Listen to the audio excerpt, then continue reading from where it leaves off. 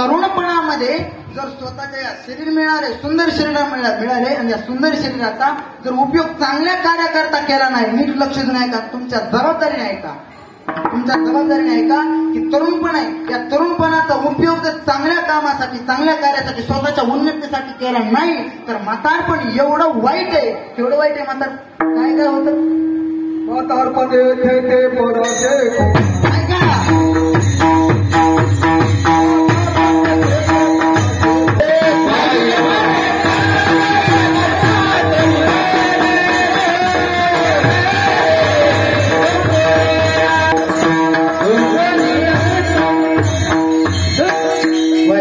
सुंदर प्रमाण दिलं अभिषेक महाराजांनी.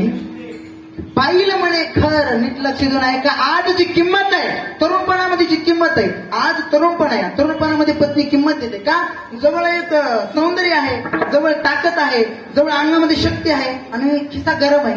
बरोबर आहे का, कळलं का, खिसा गरम आहे.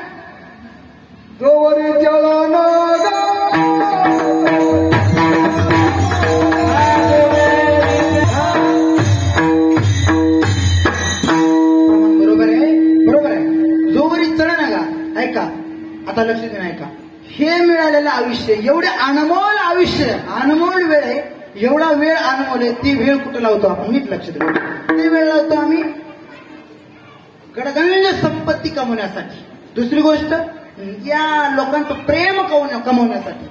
ठीक आहे, ते प्रेम मुलाचं असेल, मुलाचं प्रेम कमवण्यासाठी आम्ही वेळ खर्च करतो, पत्नीचं प्रेम कमवण्यासाठी आम्ही वेळ खर्च करतो, मान संपत्ती या प्रतिष्ठा कमवण्यासाठी वेळ खर्च करतो. पण ज्या गोष्टीसाठी वेळ खर्च केला आहे, आयुष्याच्या शेवटच्या वेळी ज्या गोष्टीसाठी खर्च केलेला वेळ आहे ना, त्या गोष्टी कितीही कमवल्या, ठीक आहे पैसा कमवलाय, आणि काळ ज्यावेळेस तुम्हाला घेऊन जायला येतो त्यावेळेस कमवलेला जेवढा पैसा कमवलाय तो पैसा तुम्हाला त्या काळाच्या तावडीतून सोडतो का.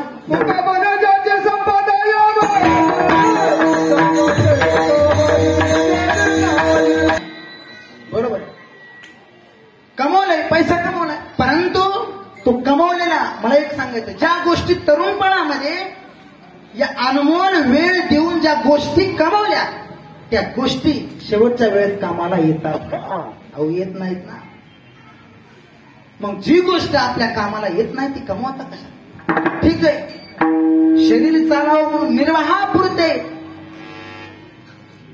अन्न आच्छादन, बरोबर आहे, निर्वाहापुरतं ठीक आहे, परंतु त्याच्यासाठी ऐका, जीवन चालवण्यासाठी पैसा आहे पण पैशासाठी जीवन नाही, कळतं का.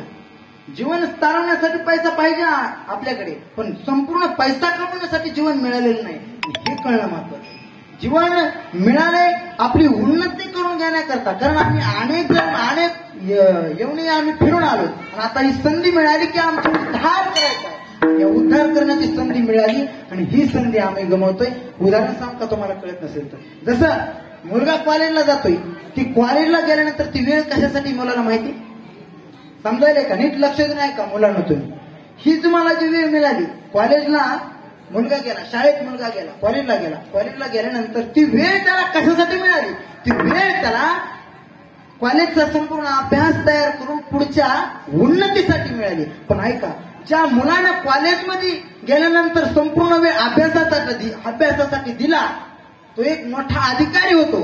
हे तुमच्या समोरचं ताजं उदाहरण तुम्हाला सांगाल, कळलं का, तुमच्या समोरचं ताजं उदाहरण सांगतो. एखादा मुलगा कॉलेजला जातो, कॉलेजला गेल्यानंतर कॉलेजचा अभ्यास संपूर्ण करतो आणि संपूर्ण केल्यानंतर एक मोठा अधिकारी होतो, पण त्याच्याबरोबर जाणारी जी दुसरी मुलं आहेत ती कॉलेजमध्ये गेल्यानंतर अभ्यास करत नाही, मौज मस्ती धिंगाणा करतात, परंतु त्यावेळेचा वाईट उपयोग केल्यानंतर त्यांचं जीवन असं होतं, न पाहुणे रावळे विचारतात, न घरची किंमत देतात